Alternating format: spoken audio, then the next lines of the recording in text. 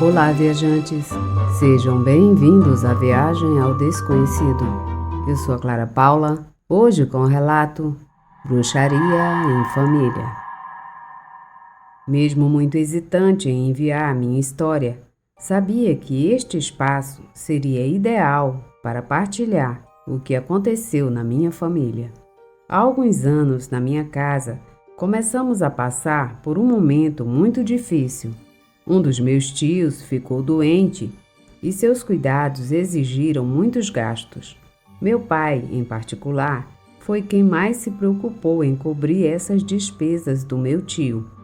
E isso nos levou a entrar em uma forte crise econômica, porque aumentavam cada vez mais as despesas médicas.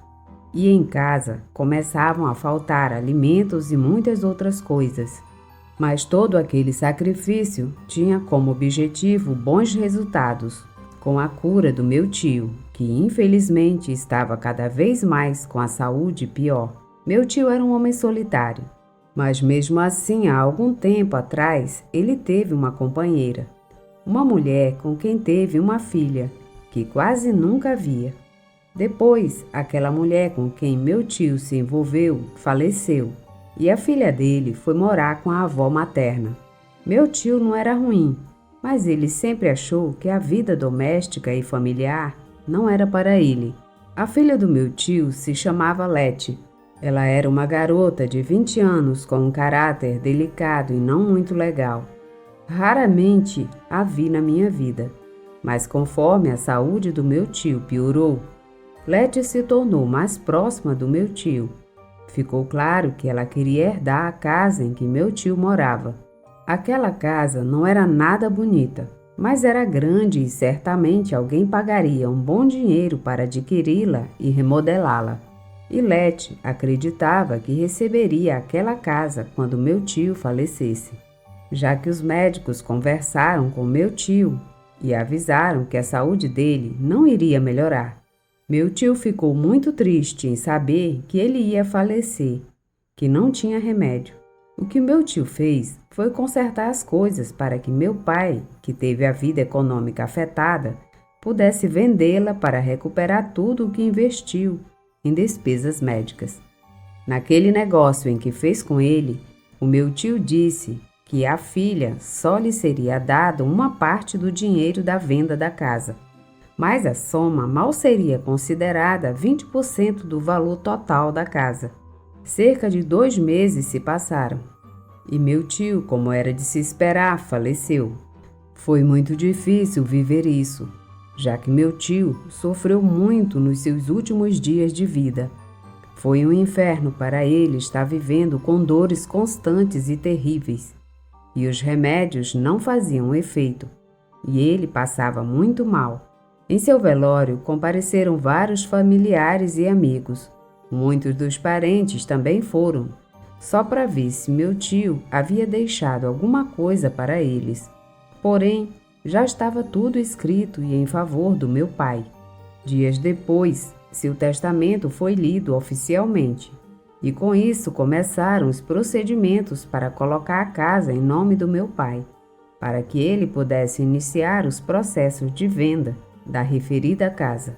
Era urgente que a mesma fosse vendida, porque o meu pai estava em dívida com o banco pelos vários empréstimos que pediu para pagar o tratamento do meu tio. Na verdade, depois de quitadas as dívidas, não sobrou muito dinheiro para usufruir, subtraindo, claro, a parte que seria da Leti, que, como era de se esperar, começou a fazer aparições para saber o que ela iria receber como herança do seu falecido pai. Quando Leti foi informada do que estava recebendo, ela não aceitou muito bem a decisão que meu tio impôs como sua última vontade. Minha prima não gostou da ideia de meu pai ficar com a maior parte do dinheiro, depois que a casa fosse vendida. A lei afirmava que todo o dinheiro deveria ser dela, ou que ela deveria receber as chaves da casa. Meu pai não aceitou o que Leti propôs, porque isso ia contra a decisão do meu tio e, portanto, disseram a Leti que as coisas seriam feitas de maneira justa, como o pai dela desejava. Talvez em outras circunstâncias meu pai poderia ter concordado, mas com todas as despesas que teve, era melhor ignorá-las e dar só a parte da Lete, porque caso contrário, nossa família seria prejudicada de várias maneiras. Depois dessa ocasião, não voltamos a ver a Lete. Ela desapareceu. Foi como se a terra a tivesse tragado. Só restava a sombra das suas palavras e das suas ameaças contra o meu pai. Ela disse que ele se arrependeria de ter feito aquilo e que não era justo ela não receber o que lhe correspondia por direito. Porém, Lete não queria entender que meu pai sacrificou muito do nosso dinheiro para ajudar seu pai. Lete não se importou com isso. Ela ficou distante. Aparentemente, as coisas tomariam a sua devida calma. Por um lado, não tendo que lidar com a situação do meu tio, trouxe uma paz muito grande. Meu pai conseguiu vender a casa e pagar as dívidas. E mesmo assim, sobrou dinheiro porque Lete não aceitou o que ele deu a ela. E dessa forma, meu pai usou esse dinheiro para comprar roupas para nós e algumas coisas que eram necessárias em casa. Também compramos um carrinho usado. E estas coisas melhoraram muito o nosso modo de viver. O dinheiro fez muito bem para nós, mas alguma coisa mudou. E não foi para melhor. O meu pai, de repente, começou a dizer que sentia uma dor muito estranha no peito, bem do lado do coração. O desconforto estendeu-se até o braço e, aos poucos, foi colocando-o numa situação complicada. Os médicos o atenderam e, depois de fazerem alguns exames, concluíram que era um problema no coração, que estava piorando e que em pouco tempo, se não cuidassem, isso se tornaria um problema na vida do meu pai. Ficamos muito preocupados. Esse diagnóstico inicial não pareceu angustiar meu pai, mas com o passar dos dias, seu declínio de ânimo o levou a não sair mais do quarto, não ter vontade de ir trabalhar ou mesmo comer. Os médicos previram que as coisas seriam muito complicadas, mas mesmo assim, davam boas chances de recuperação. Meu pai não queria fazer esses tratamentos nem fazer a cirurgia. Meu pai agia como se já tivesse perdido a batalha. Já não queria viver. Não sabíamos por que ele estava preocupado e por que ele estava se dando por vencido. E por mais que tentássemos encorajá-lo, não havia como despertar nele o desejo de se levantar e continuar com o tratamento e com a vida. Parecia perdido. Eu não entendia o que estava acontecendo. Meu pai nunca teve vícios. Era um homem muito ativo. Não entendíamos como ele havia contraído esta enfermidade. Os médicos eram muito caros e, embora o seguro social cobrisse alguns aspectos, seria necessário pagar parte do tratamento por conta própria. O desespero logo se instalou e minha mãe não sabia mais como motivar meu pai a procurar tratamento. A realidade é que seria difícil realizar a recuperação dele. Numa daquelas noites, minha mãe, de madrugada, começou a notar que meu pai tinha pesadelos e falava enquanto dormia. Meu pai, nessas conversas, ele até mencionou o nome de uma mulher, uma suposta mulher que estava fazendo feitiçaria nele. Porém, meu pai, quando acordava, não se lembrava de nada. Quando minha mãe perguntou a ele, entendeu que alguém poderia estar trabalhando ele com magia. E foi por isso que no dia seguinte ela tentou convencer meu pai de que eles iriam a uma curandeira conhecida para ler as cartas e fazer uma limpeza no meu pai. Isso parecia uma loucura estúpida e um tanto improvável.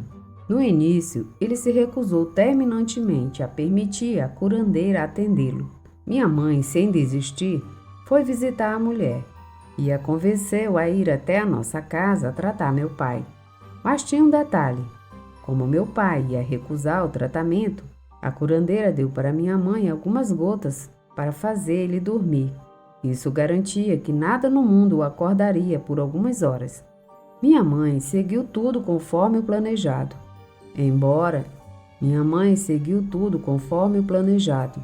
Ela colocou aquelas gotas na bebida dele e logo quando ele adormeceu, Não havia nada que pudesse acordá-lo. Minha mãe mandou a curandeira entrar no quarto para ela começar seus rituais. Aquela curandeira começou a fazer com que ele inalasse a fumaça das ervas que ela estava queimando. Ela rezou para o meu pai e fez uma limpeza.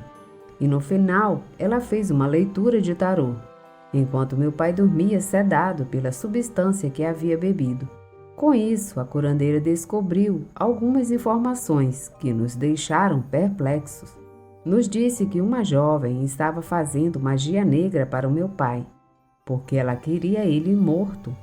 E tudo por vingança, porque meu pai tinha feito algo com ela ou tirado algo dela.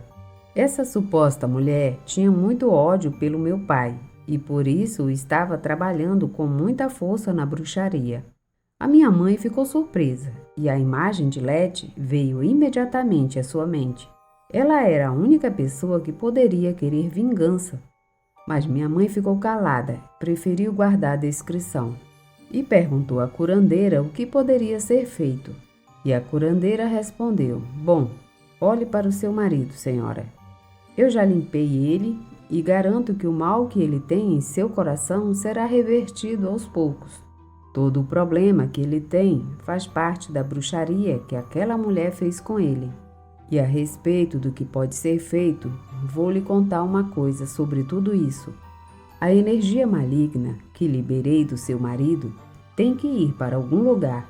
Alguém deve absorvê-la.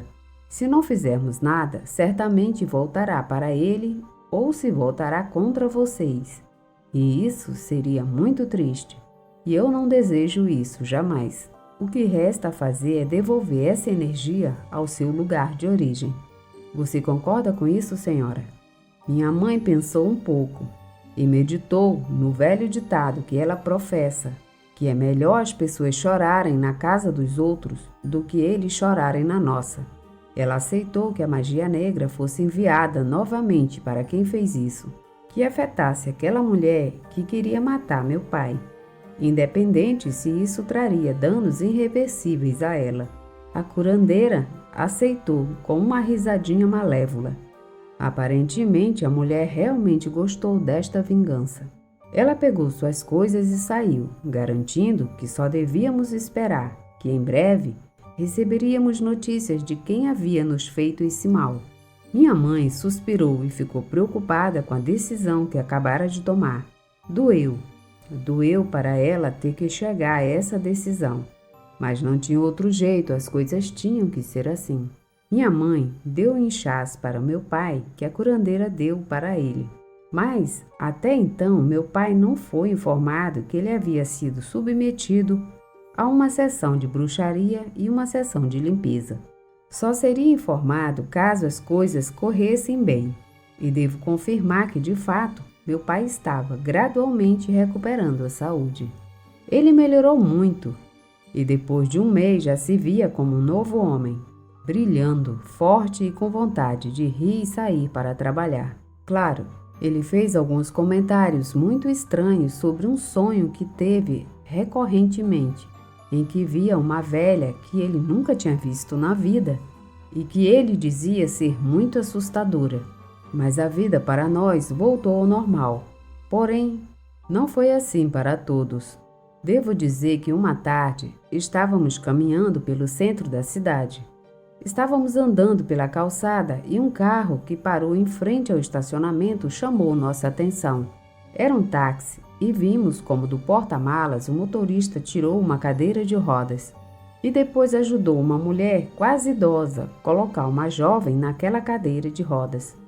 Aquela jovem era a Letty. Ela estava em péssimas condições de saúde.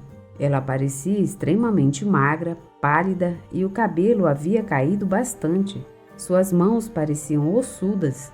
E o mais estranho disso era que a mulher que a acompanhava era a mesma com quem meu pai tinha os sonhos que o assustavam tanto. Naquela tarde, confirmamos que a magia negra realmente havia retornado ao seu ponto de origem e causou um estrago muito grande. Ela estava pagando muito caro pelo que fez com meu pai e, acima de tudo, o que ela fez com a minha família.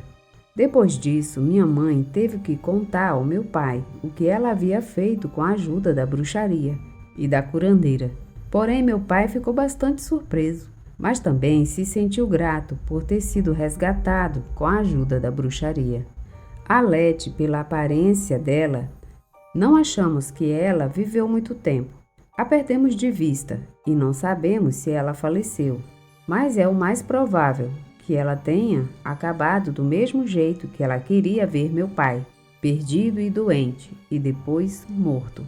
O ressentimento e a vontade de matar se voltaram contra ela. É muito triste que os problemas e situações de familiares tenham que chegar a esse ponto. Não me parece justo que se use bruxaria para fazer danos às pessoas do mesmo sangue. A magia negra é tão forte e tão misteriosa que, se não for usada de maneira adequada, pode impactar quem a pratica. Até o momento, nossa vida tem sido tranquila. O capítulo que vivemos com Lete ficou enterrado no passado e esperamos nunca mais em nossa vida ter que lidar com algo assim novamente, porque não sei se conseguiremos sair de uma escuridão semelhante.